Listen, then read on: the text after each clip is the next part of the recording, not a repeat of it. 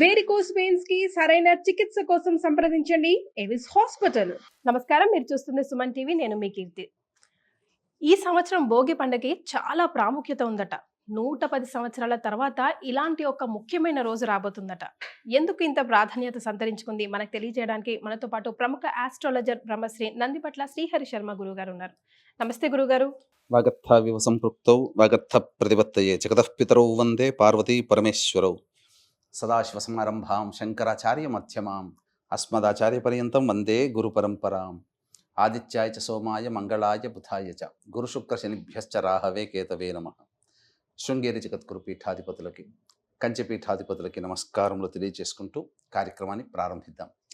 గురుగారు, ముఖ్యంగా Suman TV women ప్రేక్షకుల విషయానికి వస్తే మీ వాక్కు బ్రహ్మ వాక్కులాగా మేము పరిపాలిస్తూ ఉంటాం.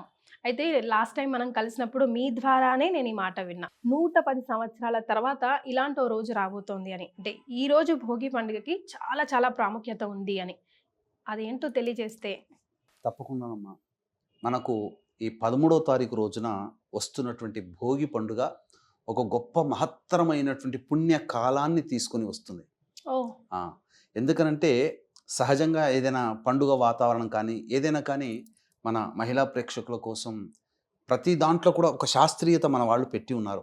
ఇందులో అంతరార్థం ఏంటి, గొప్పతనం ఏంటి అని తెలుసుకోవడానికి అవసరమైన సందర్భం అప్పుడల్లా కూడా మనం గతాన్ని తెలుసుకుంటాం. చరిత్ర అంటేనే గతం గురించి తెలుసుకునేటువంటిది. కాబట్టి ఈ భోగి పండుగ రోజున ఉన్నటువంటి విశిష్టాన్ని చూసినప్పుడు చక్కగా పుష్యమాసము, పౌర్ణమి తిథి, అందున సోమవారము, ముఖ్యంగా ప్రత్యేకించి ఆరుద్ర నక్షత్రం కలిసి వచ్చింది. అంటే సహజంగా మనం చూసుకుంటే కార్తీక మాసంలో శ్రవణ నక్షత్రం సోమవారము కలిసి వస్తే కోటి సోమవారాలు అని అంటారు.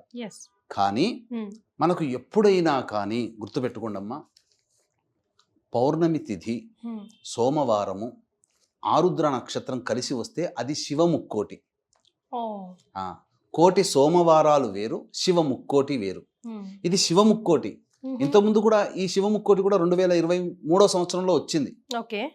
పెద్ద గొప్పగా అని కాదు. కానీ ఎందుకు ఇంత ప్రత్యేకత అని చూసుకుంటే ప్రధానంగా మనం 1940 సంవత్సరం నుంచి 2050 సంవత్సరం వరకు కూడా, ఇప్పుడు 2025 కదా, ఇక ముందు వచ్చే 2025 ప్లస్ 2050 సంవత్సరాలు ఉన్నంత వరకు కనుక ఈ పంచాంగాన్ని గణన చేసుకుంటే ఒక అద్భుతమైనటువంటి యోగ మాలిక ఈ రోజు ఉందని తెలిసిందమ్మా.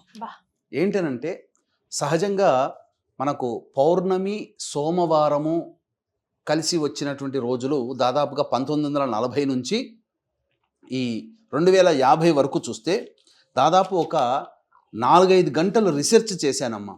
చేస్తే 18 సార్లు మాత్రమే పౌర్ణమి, సోమవారం కలిసి వచ్చింది.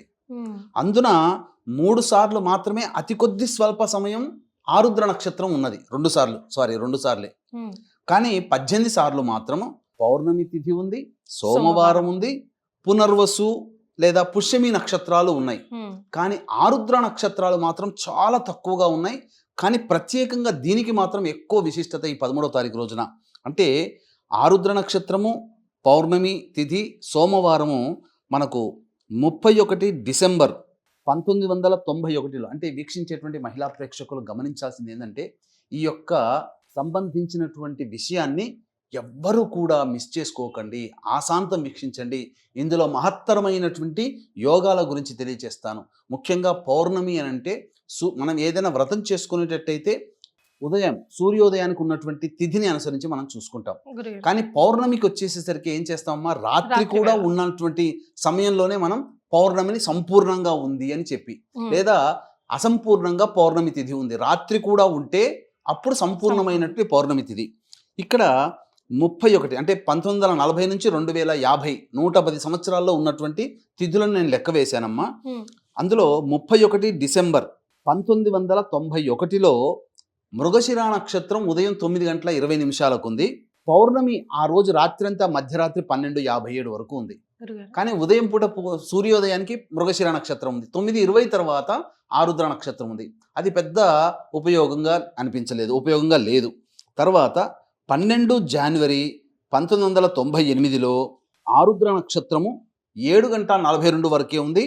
పౌర్ణమి కూడా రాత్రి 10:48 వరకే ఉంది. పౌర్ణమి సంపూర్ణంగా లేదు, సంపూర్ణంగా లేదు. ఆరుద్ర నక్షత్రం కూడా సంపూర్ణంగా లేదు. కానీ సోమవారము పుష్యమాసము పౌర్ణమి అయినవి. ఉమ్, ఇక ఇంకొకటి మనకెప్పుడు వస్తుంది 13 ఈ సంబంధించినటువంటిది 5 జనవరి 2012లో ఆరుద్ర నక్షత్రం ఉదయం 9:11 పౌర్ణమి 9:28 వరకు ఉంది. అంటే రాత్రిపూట పౌర్ణమి లేదు, ఆశాంతం కూడా ఆరుద్ర నక్షత్రం లేదు.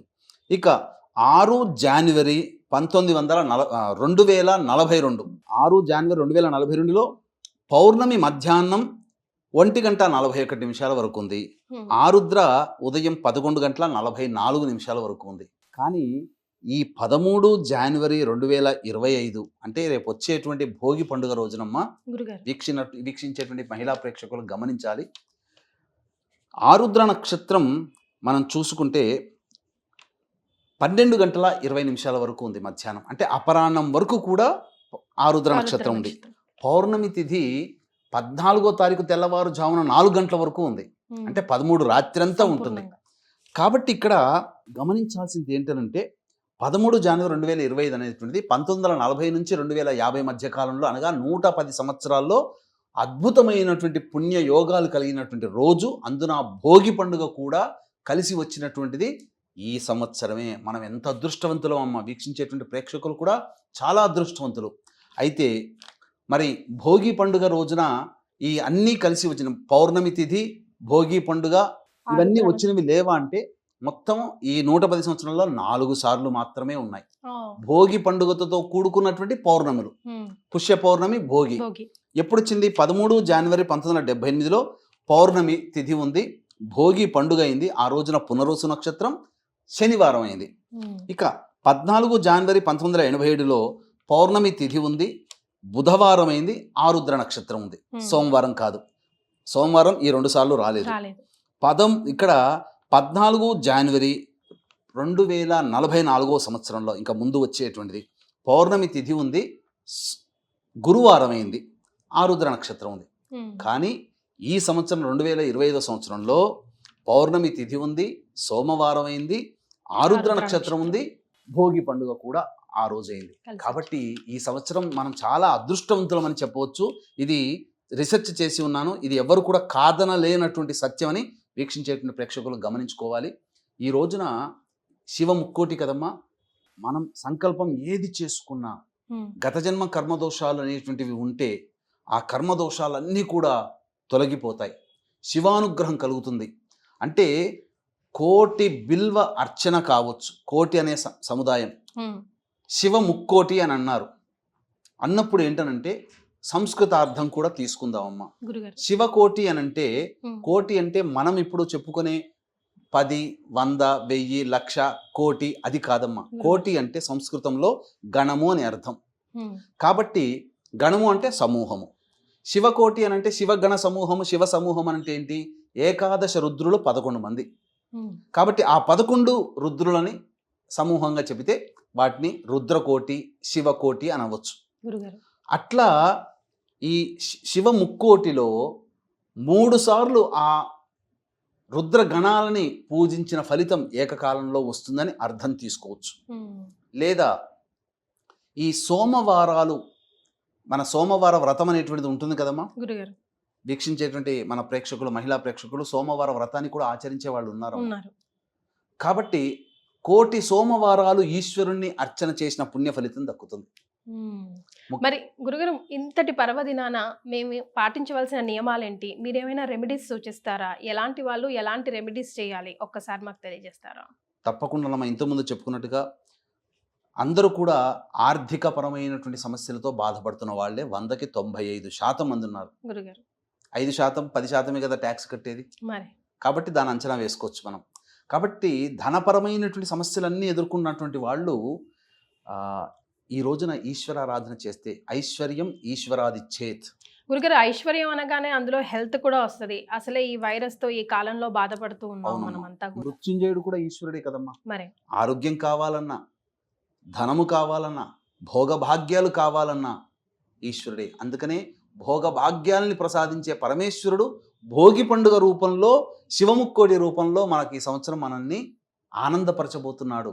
వా ఇది కేవలం ఈ యొక్క విషయము నేనొక్కడినే తెలుసుకుంటే, నేను ఆచరిస్తే అది నా స్వార్థం. మరి కానీ ఇంతటి మహత్తరమైనటువంటి రోజుని ప్రప్రథమంగా అసలు ఎవ్వరూ ఈ ప్రసార మాధ్యమాల్లో చెప్పలేని విధంగా ప్రప్రథమంగా మనమే మన సుమన్ టీవీ మాధ్యమం ద్వారా ప్రేక్షకులకందరికీ తెలియచేస్తున్నాం. అందులో స్వార్థం కనుక చూసుకుంటే ఈ విషయాన్ని నేను చెప్పాల్సిన అవసరం కూడా లేదు. మరి కానీ అందరూ కూడా ఈ యొక్క శివముక్కోటి అయినటువంటి భోగి పండుగ రోజున ఈశ్వరారాధన చెయ్యాలనే సంకల్పం నాకుండడం అది నాది కాదమ్మా. పరమేశ్వరుడు ఆజ్ఞాపించాడు. శివాజ్ఞ లేనిదే చీమైనా కుట్టదు. కాబట్టి ఇక్కడ లయకారకుడు పరమేశ్వరుడు. ఇది జరగాలని రాసిపెట్టి ఉంది. అది పరమేశ్వర ఆజ్ఞగా నా వాక్కు ద్వారా ప్రపంచానికి తెలియచేస్తున్నా. మనం అందరం కూడా సమిధలమే. అందున నేను కూడా ఒక సమిధనే. ఎందుకంటే మీరు యాంకరింగ్ చేస్తున్నారు. సుమన్ టీవీ ప్రసార మాధ్యమం ద్వారా ఎంతోమంది టెక్నీషియన్స్ పనిచేస్తున్నారు. యాజమాన్యము ఇవన్నీ కూడా ప్రజల క్షేమం కోసమై, ప్రజల్ని ఉద్ధరించడం కోసమే ఒక మహత్తరమైన విషయాన్ని మన ద్వారా ప్రపంచానికి తెలియజేస్తున్నామంటే మనము చక్కగా అందులో భాగస్థులం, అందుకు సంతోషించాలి. కాబట్టి వీక్షించేటువంటి మహిళా ప్రేక్షకులు చక్కగా ఎన్నో కబుర్లు చెప్పుకుంటారు, ఎన్నో మంచి మంచి గొప్ప విషయాల గురించి చెప్పుకుంటారు. ఈ రోజున ఉన్నటువంటి ఈ విషయాన్ని మీ చుట్టుపక్కల ఉన్నటువంటి బంధువులు, స్నేహితులు అందరికీ మీరు ఈ విషయాన్ని షేర్ చేయండి. సేవ్ చేసుకొని పెట్టుకోండి, లైక్ చేసుకొని పెట్టుకోండి. మళ్ళీ మళ్ళీ వినాలనుకున్నప్పుడు మళ్ళీ విని ఆ రోజున మాత్రం మిస్ కాకండి. దయచేసి ఈశ్వరానుగ్రహం కోసం పాటుపడే విధానాన్ని మీకు తెలియచేస్తాను. తప్పకుండా ఆ పరమేశ్వరుని యొక్క అనుగ్రహం చేత మీ సంకల్పం, మీరు, మీ భర్త, మీ పిల్లలు అందరూ, కుటుంబం అంతా కూడా ఇలా తలుచుకుంటే గ్రామము, రాజ్యము, రాష్ట్రము అంతా కూడా సుభిక్షమవుతుంది. పైగా రాబో రోజులు గడ్డు కాలం రోజులు. దైవతానుగ్రహము తప్ప మనిషిని రక్షించేది ఈ ప్రపంచంలో ఏదీ లేదు. ఎంత డబ్బున్న వాడైనా, కరోనాల సమయంలో చూశారు కదా, ఎంత డబ్బున్న వాడైనా కానీ ఆ మృత్యువుడిలోకి వెళ్ళవలసిన వాడే. కాబట్టి పరమేశ్వరుడు మనకు, బ్రహ్మదేవుడు మనకు ప్రసాదించినటువంటి పూర్తి ఆయుష్ని మనం అనుభవించాలంటే మృత్యుంజయుడైనటువంటి పరమేశ్వరుణ్ణి ఆరాధన చేయాలి. ఆయుష్ ఉంటేనే కదా, ఆరోగ్యం ఉంటేనే కదా మనం ఏ పనైనా మనం చేసేది. మన పిల్లలకు కావచ్చు, మన పెద్దలకు కావచ్చు, కుటుంబానికి కావచ్చు, అన్ని రకాలుగా చేసి పెట్టగలిగేది. కాబట్టి అటువంటి ఆయుష్ని, ఆరోగ్యంతో పాటుగా వైభవోపేతమైనటువంటి జీవితము, అందరూ కూడా వాళ్ళ సంకల్పం, మీ కుటుంబ సభ్యుల అందరి సంకల్పం నెరవేర్చుకునేటువంటి ఒక మహత్తరమైనటువంటి, అతి సామాన్యమైనటువంటి రెమెడీ మీకు తెలియచేస్తున్నాను. జాగ్రత్తగా వినండి. ముందుగా వీక్షించేటువంటి మహిళా ప్రేక్షకుల గమనిక, ఇంతటి మహత్తరమైనటువంటి భోగి పండుగ రోజున, అనగా పౌర్ణమి, సోమవారము, ఆరుద్ర నక్షత్రము, పుష్యమాసం కలిసి వచ్చినటువంటి శివముక్కోటి రోజున మధ్యాహ్నం 3 గంటలకి జాతకరీత్యా ఉన్నటువంటి వివిధ దోషాల నివారణకి మరియు శని దోషాల నివారణ, 12 రాశుల వారు శని ప్రభావం ఈ 2025లో ఉంటుంది. శని దోష నివారణకి, గత జన్మ కర్మదోషాల నివారణకి, సర్వదోష నివారణ పూజల హోమాలు పర్ హెడ్ 1500 రూపాయలకి మధ్యాహ్నం 3 గంటలకి ప్రారంభమవుతుంది. 1 గంట లోపల మీరు గోత్రనామాలు నమోదు చేసుకోవచ్చు. కార్యక్రమ అనంతరం పూర్తి వివరాలు తెలుసుకోవచ్చు. ఇక ఏం చెయ్యాలంటేనమ్మా, ఆ రోజున భోగి కదా, సూర్యోదయం అనగా బ్రహ్మముహూర్త కాలంలోనే నిద్రలేచి చక్కగా కాలకృత్యాదులు తీర్చుకొని శివ చిత్రపటానికి పూలమాల వేసి అక్కడ నువ్వుల నూనెతో కానీ ఆవు నేతితో కానీ 2 దీపారాధనలు చేసి శివ సహస్రనామ పారాయణం, దుర్గా అష్టోత్తరం, గణేష అష్టోత్తరం, సుబ్రహ్మణ్య అష్టోత్తరం ఒకసారి, దుర్గా అష్టోత్తరం 3 సార్లు, శివ సహస్రనామ పారాయణం చేయాలి. చేసిన తర్వాత వెంబడే శివాలయానికి చేరుకోండి. ఎందుకంటే ఆ రోజున 12:20 వరకు ఆరుద్ర నక్షత్రం ఉందమ్మా. కాబట్టి ఆ రోజున నవగ్రహాల చుట్టూ శివాయ నమః అంటూ 27 ప్రదక్షిణలు చేసి శివాలయంలో అభిషేకం జరిపించుకోవాలి. అయితే గర్భగుడిలో కొంతమందికి ప్రత్యక్షంగా అవకాశం లేకపోవచ్చు, కానీ బాహ్యంలో ఒక శివలింగాన్ని ప్రతిష్ఠిస్తారు. ఆ రోజున శివుడి దగ్గర ఉన్నటువంటి ఒక గొప్ప లక్షణం ఏంటంటేనమ్మా, మనము ఏది సమర్పిస్తే దానికి 100 లేదా 1000 రెట్ల ఫలితాన్ని మనకిస్తాడు. మనం చాలామంది బిల్వ పత్రాలతో, మారేడు దళాలతో చేస్తారు. మారేడు దళం అంటే లక్ష్మి. కాబట్టి లక్ష్మి అనగా మారేడు దళం, కాబట్టి మారేడు దళాలతో అర్చన చేసిన వాడికి అనంతమైన లక్ష్మీ సంపద చేకూరుతుంది. అది 1000 రెట్లు 100 రెట్ల ఫలితం ఇస్తాడు. కాబట్టి మనకు ఇష్టమైనటువంటి వస్తువుని, ప్రతి మానవుడికి ఒక ఇష్టమైన వస్తువు ఉంటుంది, కానీ అది వ్యక్తితో సంబంధం లేకుండా ప్రతి వ్యక్తికి ఇష్టమైనది ఏంటి? తన ప్రాణం. మరి తన ప్రాణాన్ని అర్పించలేడు. అటువంటి ప్రాణంతో సమానమైన వస్తువుతో ఈశ్వరుని అభిషేకం చేస్తే మనకు నిండు నూరేళ్లు బ్రహ్మ ఇచ్చిన ఆయుష్ ఉంటుంది, పైగా మన సంకల్పం కూడా నెరవేరుతుంది. ఏంటనంటే అన్నము. కలియుగే అన్నగత ప్రాణ. అంటే మనిషి యొక్క ప్రాణము అనగా శిశువు జననం, పురుషుడా స్త్రీయ. ఆ శిశువు జనం ఎలా కలుగుతుంది? చంద్రమండలంలో ఆత్మలు ఉంటాయి. ఆ ఆత్మలు మేఘాలలో కలిసిపోతాయి. కలిసిపోయినప్పుడు ఆ చుక్క నీరు పడుతుంది కదా, ఏ పంట మీద పడుతుందో ఆ యొక్క వరి పంటలో పడినప్పుడు ఆ వరి ధాన్యములో చేరుతుంది ఆత్మ. అది తిన్నటువంటి పురుషుడి యొక్క శరీరంలోకి అన్నము చేరిపోయి అది మజ్జగా మారి కణములు ఏర్పడి ఆ కణములు స్త్రీ గర్భంలో ప్రవేశము చేసి ఫలదీకరణం చెంది శిశువు జన్మిస్తాడు. అంటే మనిషి పుట్టుకకి కారణం అన్నం. కాబట్టి ఆ అన్నంని గంజివార్చినటువంటి అన్నాన్ని చక్కగా గోరువెచ్చగా ఉన్నప్పుడు శివ శివ శివాయ నమః అంటూ మీరు స్వయంగానైనా కానీ బయట దేవాలయంలో లేదు బ్రాహ్మణుని ద్వారా కానీ అభిషేకం చేయవచ్చు. తదనంతరం వచ్చినటువంటి దాన్ని అంతా కూడా చక్కగా ఎవరికైనా ప్రసాదంగా పంచవచ్చు. కుటుంబ సభ్యులు మధ్యాహ్నం భోగి రోజున మధ్యాహ్నం భోజనం చేయవచ్చు ఆ రోజున. కానీ ఇంకా విశేషంగా ఏంటంటే అన్నము తేనె బాగా కలిపితే ఒక ముద్దలాగా తయారవుతుంది కదమ్మా, దాన్ని కూడా శివలింగంగా తయారు చేయవచ్చు. మొత్తము కూడా ఆవు నేతితో అద్దేస్తే అప్పుడు అభిషేకం చేయడానికి వీలుగా ఉంటుంది, అన్నం కరిగిపోదు. ఆ విధంగా అభిషేకము చేసి అటువంటి అన్నముని దగ్గరలో నదిలో, చెరువులో, సరస్సులో, బావిలో వేయవచ్చు. ఏది లేకపోతే ఒక బకెట్లో నీళ్లు వేసి శుద్ధమైనవి అందులో వేస్తే అది కొంత సమయానికి పూర్తిగా కరిగిపోతుంది. అప్పుడు ఆ నీటిని ఎవరు తొక్కని ప్రదేశంలో వేయాలి. ఇది ఒక విధానంగా చేయొచ్చు. ఇంతకుముందు చెప్పినట్టుగా గంజివార్చిన అన్నాన్ని కూడా అభిషేకం చేయవచ్చు. ఇక దీనికంటే ముందుగా ఈ అన్నాభిషేకానికంటే ముందుగా వివాహ సమస్యలతో బాధపడుతున్నటువంటి వాళ్ళు ఎవరైనా అబ్బాయిలైనా అమ్మాయిలైనా పటిక బెల్లం పొడిని నీటిలో వేసి ఆ నీటితో ఈశ్వరునికి అభిషేకం చేసి గన్నేరు పూలు మల్లెపూలతో అర్చన. అలాగే ఉద్యోగ సమస్యలతో బాధపడుతున్నటువంటి వాళ్ళు చెరుకు రసంతో ఈశ్వరునికి అభిషేకం చేసి ఎర్ర జిల్లేడు పుష్పాలతో అర్చన. అలాగే శని బాధలు పడుతున్నటువంటి వాళ్ళు, అనారోగ్య సమస్యలతో బాధపడుతున్నటువంటి వాళ్ళు ముఖ్యంగా నల్ల నువ్వుల నూనెతో ఈశ్వరునికి అభిషేకం చేసి నీలిరంగు చామంతి పుష్పాలతో అర్చన చేసినట్లయితే చాలా సకల విధాలుగా సౌభాగ్యము, అన్ని సంకల్పాలు నెరవేరాలంటే పంచామృతాలతో అభిషేకం చేయాలి. తర్వాత అభిచారికం అనగా ఎవరైనా ప్రయోగం చేశారని చెప్పి బాధపడుతున్నటువంటి వాళ్ళు ఇటువంటి ఆరుద్ర నక్షత్రం ఉన్నటువంటి సమయంలో ఆవ నూనెతో కనుక ఈశ్వరునికి అభిషేకం చేసి చక్కగా ఈ యొక్క సంబంధించినటువంటి తెల్ల జిల్లేడు పుష్పాలతో అర్చన చేస్తే అభిచారిక అనగా క్షుద్ర ప్రయోగ బాధలన్నీ తొలగిపోతాయమ్మా. ఇన్ని విధాలుగా ఆ ఈశ్వరుని అర్చించి ఆఖరిన అన్నముతో అభిషేకం చేసి ఆ పదార్థాన్ని నైవేద్యంగా భుజించవచ్చు. ఈ విధంగా ఏ మానవుడైతే అలభ్య పుణ్యతిథి అయినటువంటి ఇట్టి మహత్తరమైనటువంటి 13వ తారీఖు భోగి పండుగ, పుష్యమాసము, పౌర్ణమి తిథి, సోమవారము, ఆరుద్ర నక్షత్రం ఇవన్నీ ఉన్న కారణం చేత ఆ విధంగా చేయండి. తప్పకుండా శివానుగ్రహం కలుగుతుంది. ఇంకా భగవంతుని అనుగ్రహం ఇంకా కావాలి, మంత్ర పరిహారంగా చేసుకోవాలంటే మన పీఠం ఆధ్వర్యంలో 13వ తారీఖు రోజున జరుగుతున్నటువంటి సర్వదోష నివారణ పూజల హోమాలు, గోత్రనామాదులు నమోదు చేసుకోవచ్చమ్మా. చాలా సంతోషం గురుగారు. ముఖ్యంగా సుమన్ టీవీ ప్రేక్షకుల కోసం, వాళ్ళని ఉద్ధరించబడడం కోసం ఈ రోజు యొక్క ప్రాముఖ్యత గురించి, విశిష్టత గురించి, మేము పాటించవలసిన నియమాలు, రెమెడీస్ని తెలియజేశారు. ధన్యవాదాలు. సర్వం శ్రీ ఉమామహేశ్వర పరబ్రహ్మార్పణమస్తు.